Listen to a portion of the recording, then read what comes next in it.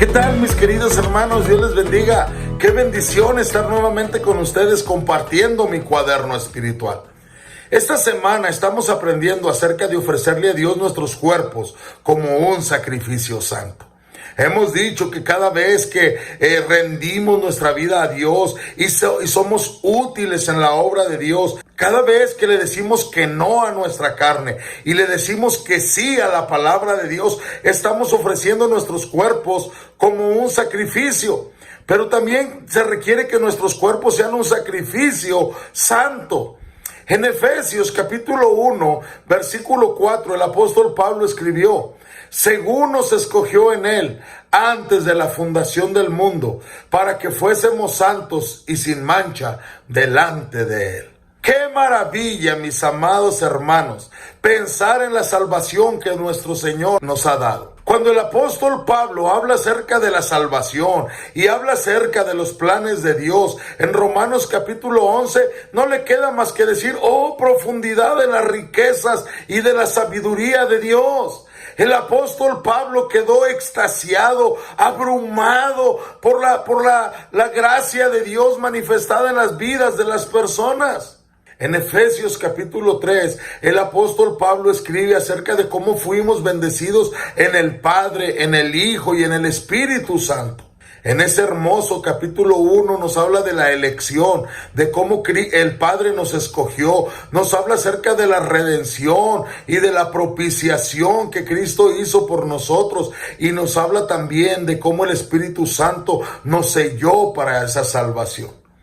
Si pudiéramos ponerle un título a Efesios capítulo 1 sería: hemos sido bendecidos por la Trinidad.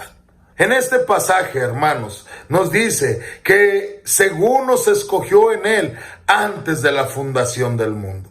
Nuestro Dios no está improvisando. Nuestro Dios no está viendo a ver qué sucede con sus planes. No. El Salmo número 138, versículo 8 dice: Jehová cumplirá su propósito en mí.